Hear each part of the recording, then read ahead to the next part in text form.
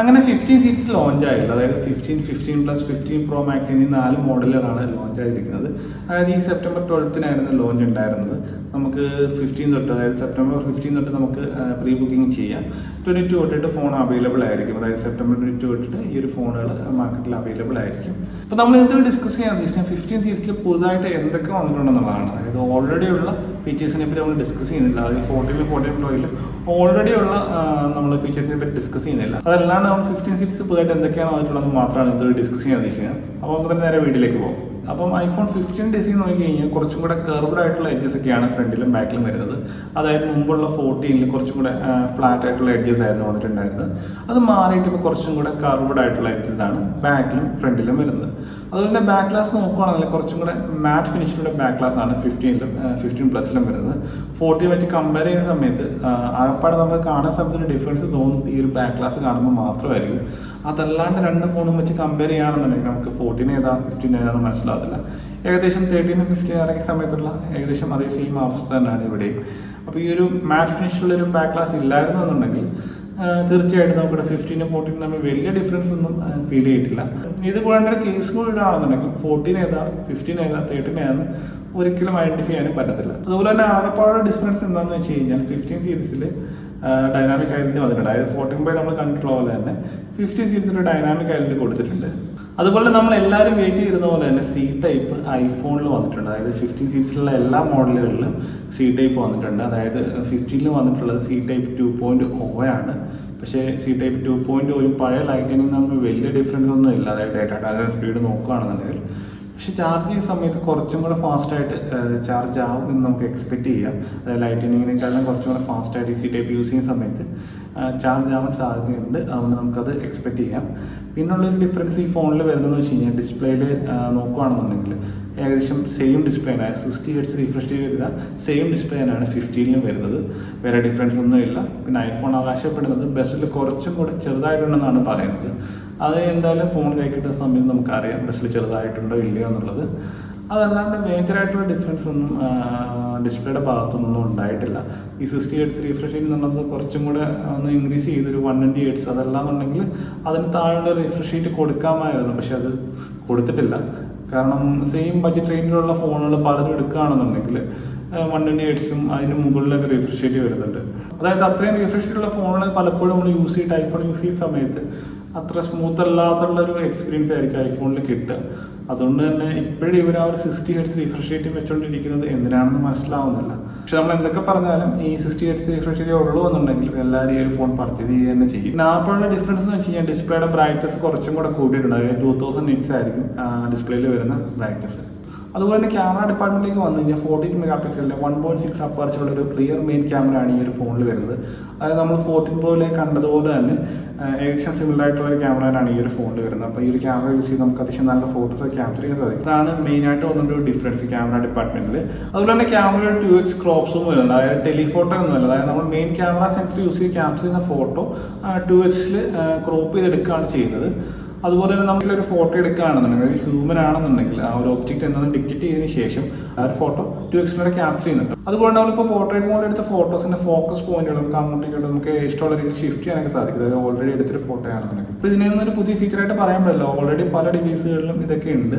Apple ഇപ്പോഴാണ് ഇത് കൊണ്ടുവരുന്നത്. എന്നിട്ട് അതിനൊരു പുതിയ ഫീച്ചറായിട്ടാണ് അവർ പറയുന്നത്. പിന്നെ ചിപ്സെറ്റ് നോക്കുകയാണെങ്കിൽ 15 പ്ലസിലും വരുന്നത് A16 ബാൻഡ് ചിപ്പാണ്. അതായത് 14 പ്രോയിൽ നമ്മൾ കണ്ടിട്ടുള്ള സെയിം ചിപ്സെറ്റ് തന്നെയാണ് ഈ ഒരു 15 പ്ലസിലും വന്നിട്ടുള്ളത്. അപ്പോൾ ആ ഒരു ചിപ്സെറ്റിൻ്റെ അടുത്ത് ഇതിലോട്ട് വെച്ചിട്ടുണ്ട്. അപ്പോൾ അതുകൊണ്ട് തന്നെ പെർഫോമൻസ് ഏകദേശം എന്താ പറയുക 14 പ്രോയിൽ നമ്മൾ കണ്ടിട്ടുള്ള ആ ഒരു പെർഫോമൻസ് ഈ ഒരു ഫോണിൽ നമുക്ക് എക്സ്പെക്ട് ചെയ്യാം. അതുപോലെ തന്നെ ഈ ഒരു ഫോണിൽ അവരൊരു അൾട്രാ ബാൻഡ് ജെൻ ചിപ്പ് 2 വെച്ചിട്ടുണ്ടെന്നാണ് പറയുന്നത്. അതുകൊണ്ട് തന്നെ നമുക്ക് ഈ ഒരു ഫോൺ യൂസ് ചെയ്ത് എയർ ടാഗുകൾ ലൊക്കേറ്റ് ചെയ്യാം. മാത്രമല്ല ഇപ്പോൾ നമുക്ക് വേറെ ആടെ ഐഫോൺ, അതായത് നമ്മുടെ ഫ്രണ്ടിൻ്റെ മറ്റേ ഐഫോൺ ആണെന്നുണ്ടെങ്കിൽ അവരുടെ പെർമിഷനോട് കൂടി നമ്മൾ നിൽക്കുന്ന ലൊക്കേഷനുള്ളിലാണെന്നുണ്ടെങ്കിൽ ലൊക്കേറ്റ് ചെയ്യാനൊക്കെ സാധിക്കും.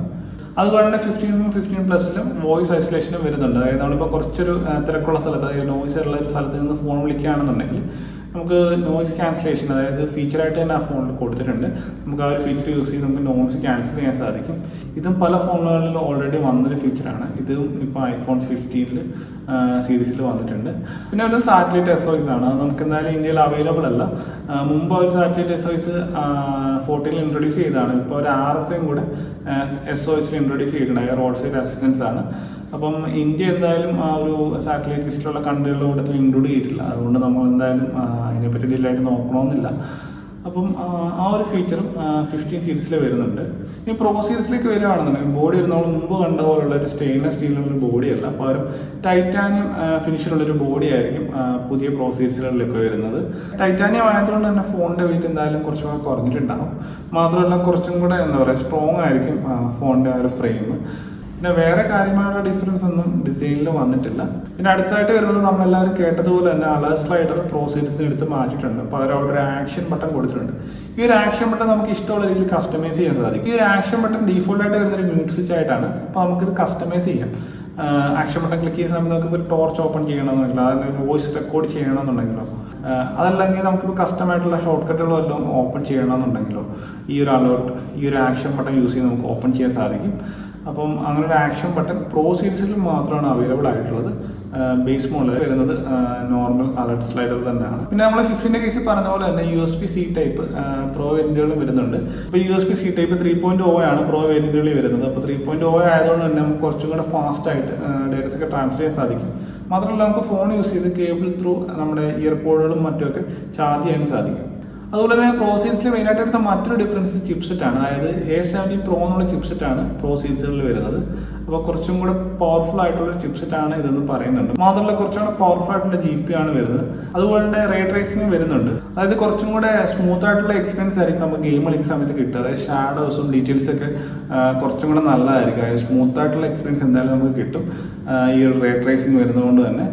മാത്രമല്ല അസാസിൻ ക്രീഡ് പോലുള്ള ഗെയിമുകൾ ഈ ഒരു ഡിവൈസ് യൂസ് ചെയ്ത് കളിക്കാൻ സാധിക്കുമെന്നാണ് അവർ അവകാശപ്പെടുന്നത്. അതുകൊണ്ട് തന്നെ iOS ഡിവൈസുകളിലും കുറച്ചുകൂടെ നല്ല ഗെയിമുകളൊക്കെ വരുമെന്ന് നമുക്ക് എക്സ്പെക്ട് ചെയ്യാം. മാത്രമല്ല ഒരു A70 Pro എന്ന് തന്നെ ഈ ഒരു ചിപ്സിൻ്റെ പേര് കൊടുത്തേക്കുന്നതുകൊണ്ട് തന്നെ അതിൻ്റെ പിന്നിൽ ആപ്പിൾ എന്തെങ്കിലും ഉദ്ദേശിച്ചിട്ടുണ്ടാവും. കാരണം വേറെ എന്തെങ്കിലും ആക്സസറീസോ മറ്റോ ഇനി ഭാവിയിൽ ഇറക്കാൻ അവർ ഉദ്ദേശിക്കുന്നുണ്ടാവാം എന്ന് നമുക്ക് പ്രതീക്ഷിക്കാം. ഈ ഒരു ചിപ്സെറ്റിൻ്റെ സൈസ് വരുന്നത് 3 നാനോമീറ്റർ ആണ്. ലോകത്തിലെ ആദ്യത്തെ 3 നാനോമീറ്റർ ചിപ്സെറ്റുള്ള സ്മാർട്ട് ഫോണാണ് ഇത് എന്നാണ് ആപ്പിൾ അവകാശപ്പെടുന്നത്. അതുപോലെ തന്നെ ക്യാമറ ഡിപ്പാർട്ട്മെന്റിലേക്ക് വന്നു കഴിഞ്ഞാൽ പ്രോ മോഡൽസിൽ 48 മെഗാ പിക്സലിൽ റിയർ മെയിൻ ക്യാമറയാണ് കൊടുത്തിട്ടുള്ളത്. അതായത് സെൻസറിന്റെ സൈസ് കുറച്ചും കൂടെ ഇൻക്രീസ് ചെയ്തിട്ടുണ്ടെന്ന് പറയുന്നുണ്ട്, അതായത് പ്രോ മോഡൽസിൽ. അപ്പോൾ സെൻസറിന്റെ സൈസ് കുറച്ചും കൂടെ വലുതായതുകൊണ്ട് തന്നെ കുറച്ചും കൂടെ ലൈറ്റ് കിട്ടുകയും അതുകൊണ്ട് തന്നെ നമുക്ക് കുറച്ചും കൂടെ നല്ല ഇമേജ് ഒക്കെ ക്യാപ്ചർ ചെയ്യാൻ സാധിക്കും. അതായത് കുറച്ചും കൂടെ ഡീറ്റെയിൽസ് ഒക്കെ ഉള്ള നല്ല ഇമേജ് ഒക്കെ ഈ ഒരു ക്യാമറ യൂസ് ചെയ്ത് ക്യാപ്ചർ ചെയ്യാൻ സാധിക്കുമെന്നാണ് ആപ്പിൾ പറയുന്നത്. നമുക്ക് അതിനെപ്പറ്റി അറിയത്തില്ല.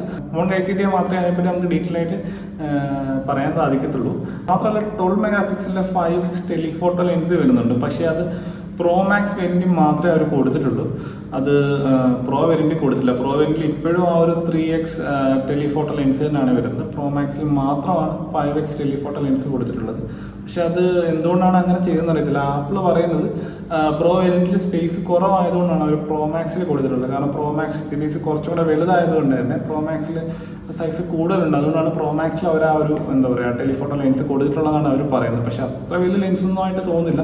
ജസ്റ്റ് 5x ടെലിഫോട്ടോ ലെൻസ് ആണ്. പക്ഷെ അത് തീർച്ചയായിട്ടും പ്രോ വേരിയന്റിൽ കൊടുക്കാമായിരുന്നു. പ്രോ വേരിയന്റിൽ എല്ലാത്തിലും കൊടുക്കാമായിരുന്നു. പക്ഷെ അവർ കൊടുത്തിട്ടില്ല. അത് അവരുടെ സ്ട്രാറ്റജി ആയിട്ട് എനിക്ക് തോന്നുന്നു. കാരണം കൂടുതൽ പേരെ കൊണ്ട് ആ ഒരു പ്രോ മാക്സ് വേരിയന്റ് പർച്ചേസ് ചെയ്യിപ്പിക്കാനുള്ള സ്ട്രാറ്റജി ആയിട്ട് തോന്നുന്നുണ്ടത്. അപ്പം കൂടുതൽ പേര് എന്തായാലും പ്രോ മാക്സ് തന്നെ മേടിക്കത്തുള്ളൂ. അതുകൊണ്ട് തന്നെ ആയിരിക്കാം മേ ബി അവർ പ്രോ മാക്സ് വേരിയന്റിൽ ഒരു ടെലിഫോട്ടോ ലെൻസ് കൊടുത്തിട്ടുള്ളത്. അതുപോലെ തന്നെ പ്രോ മോഡ്സ് വരുന്ന പ്രോറസിൽ 4K 30 FPS ഷൂട്ട് ചെയ്യാൻ സാധിച്ചുകൊണ്ടിരുന്നത്. പക്ഷേ ഇപ്പം 15 Pro സീരീസ് വരുന്ന ഫോണുകളിൽ നമുക്ക് 4K 60 FPS ഷൂട്ട് ചെയ്യാൻ സാധിക്കും. അതാണ് വേറൊരു ഡിഫറൻസ് അവിടെ വന്നിട്ടുള്ളത്. പിന്നെ അതുകൊണ്ട് അൾട്രാ വൈഡ് ക്യാമറയും ഈ ഒരു മെയിൻ ക്യാമറ യൂസ് ചെയ്ത് നമുക്ക് സ്പെഷ്യൽ വീഡിയോസ് ഒക്കെ റെക്കോർഡ് ചെയ്യാം. ഇങ്ങനെ റെക്കോർഡ് ചെയ്ത വീഡിയോ അവർ തന്നെ വിഷൻ പ്രോ മേടിക്കുകയാണെന്നുണ്ടെങ്കിൽ അതിലിട്ട് കാണാൻ സാധിക്കും. ഇതാരും വിഷൻ പ്രോ വാങ്ങുമെന്ന് എനിക്ക് തോന്നുന്നില്ല.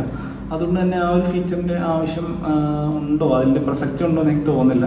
എന്തായാലും സ്പെഷ്യൽ മോഡ് പ്രോ സീരീസിൽ വരുന്നുണ്ട്. പ്രൈസ് നോക്കി കഴിഞ്ഞ് കഴിഞ്ഞാൽ 15 വരുന്നത് 80,000 രൂപയാണ്. 15 പ്ലസിന് വരുന്നത് 90,000 രൂപയാണ്. ഇനി 15 പ്രോയ്ക്ക് വരുന്നത് 1,35,000 രൂപയാണ്. 15 പ്രോ മാക്സിന് വരുന്നത് 1,60,000 രൂപയാണ്.